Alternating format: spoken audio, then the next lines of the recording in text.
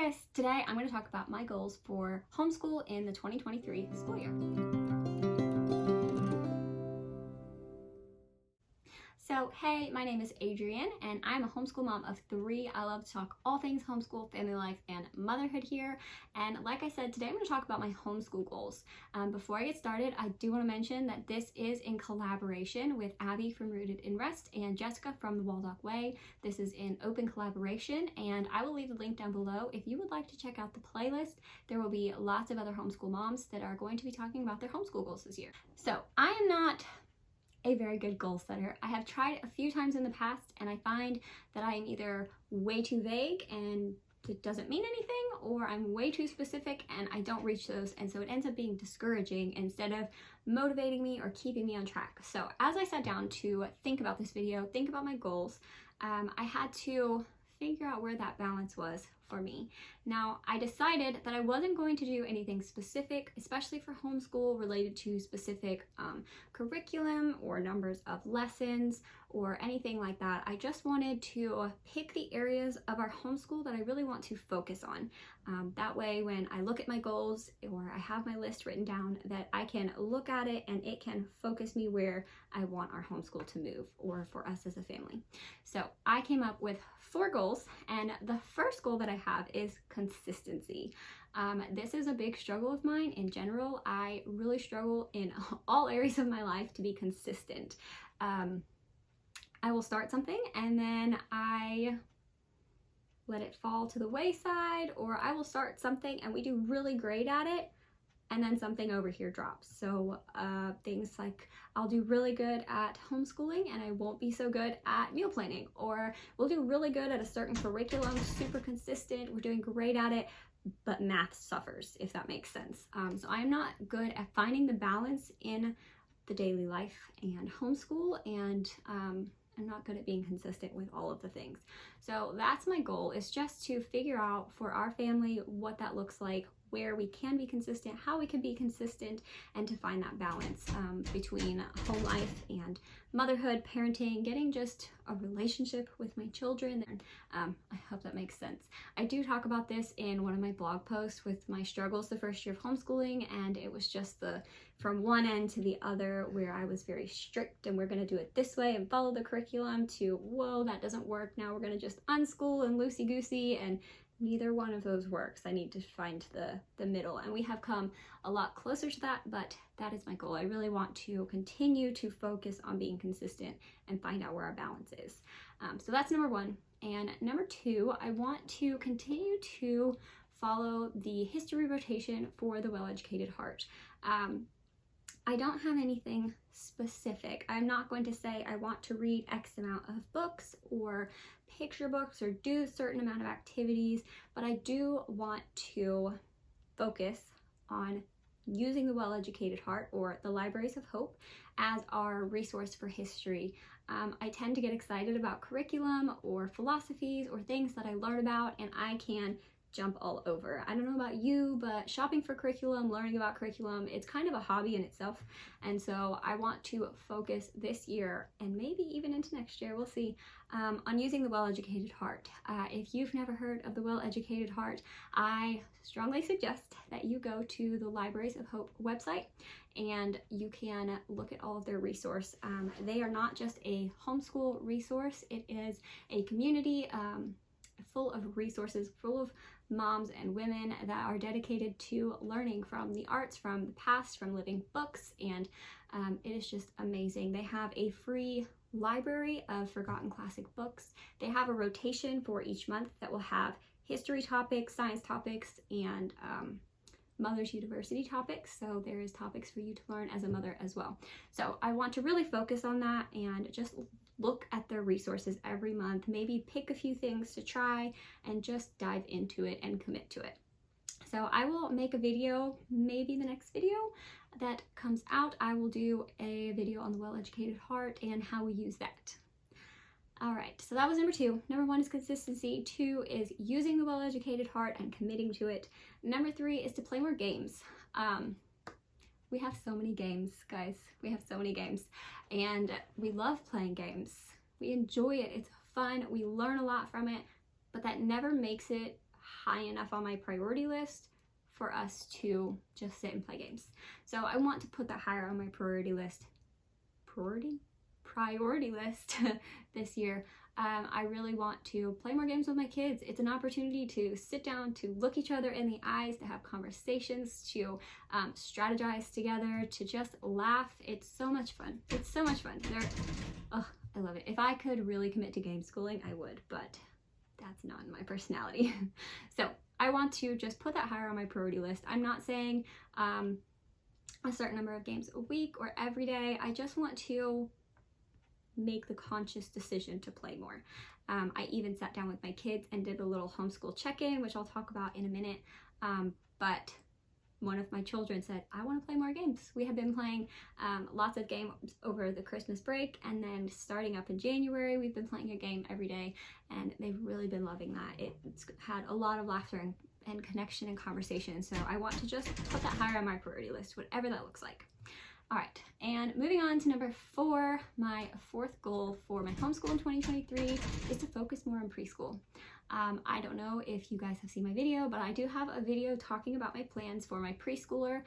She was 2 then. She has since turned 3, and I had bought a preschool curriculum. I bought Gentle and Classical Preschool with the intent of using it over 2 years. I knew she wasn't ready, but I wanted to carve out time in our day with a resource that was already made for me that I could just spend time with her and meet her where she's at.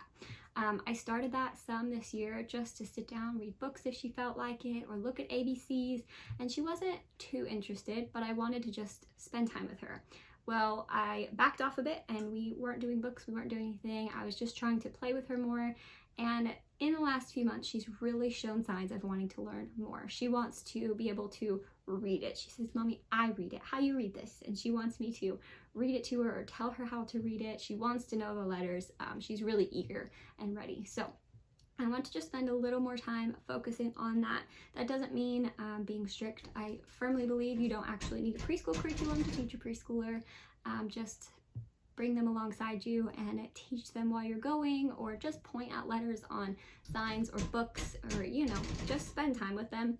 But I want to just carve out some time in the morning to spend with her and focus a little bit more on those ABCs and numbers and books if that's what she wishes.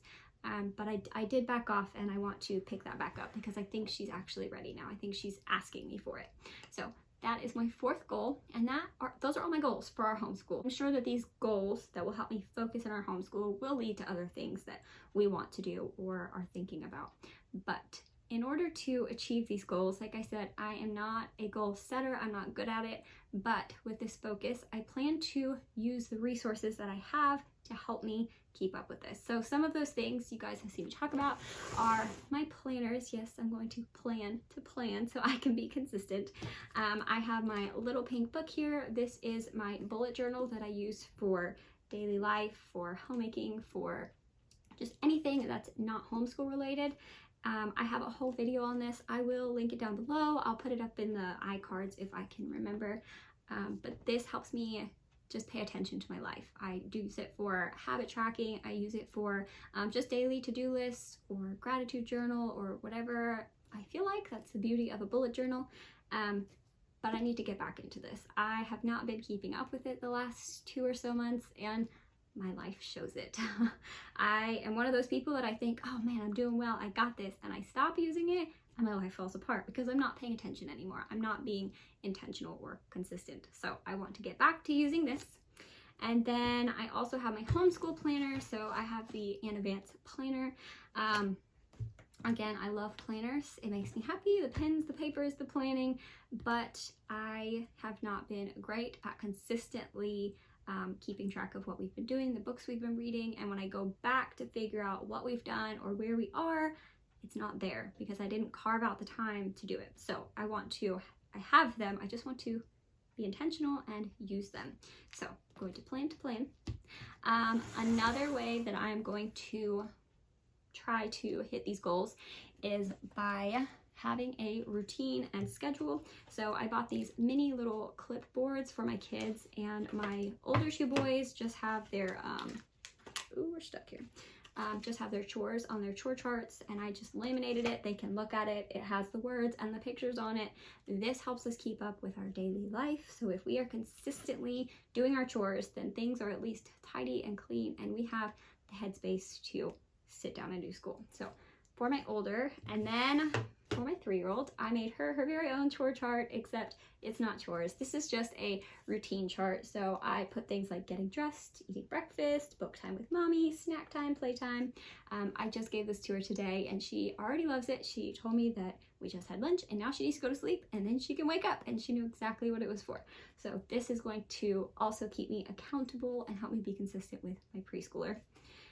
And lastly, I have a few things here just to help me focus again. I have this homeschool vision planner by Intentional Homeschooling, which is wonderful. This just has lots of questions to you about your vision for your homeschool, long-term, short-term, this year, next year, what worked, what didn't. And so if you are looking for something that is going to ask you those questions and push you to figure out what your goals are, I highly suggest this. It is very affordable if you just go to her website, intentionalhomeschooling.com. So definitely check this out if you are needing a push. Okay, next I have this skills checklist from The Walled Up Way. I believe this is on her blog website for free. If I find it, I will link it for y'all. This is simply just a checklist for each grade. It's just about a page for each grade. So there's a preschool checklist all the way to high school. And so there's just a page that tells you things that they should be doing. Now, I don't strictly use this. We homeschool. That's the beauty of it. They could be a little bit in first, a little bit in second, and a little bit in third. But this is just to help me to focus my mind on where my kids should be. So if that is something that you want to use for your goals, then I would check this out. This is a free resource, and so I love it. I have used it when purchasing curriculum or thinking about next year, or just seeing where they are in the resources that we've used so far. So this is very helpful if you're looking for help to set some goals. And lastly, we just did this yesterday.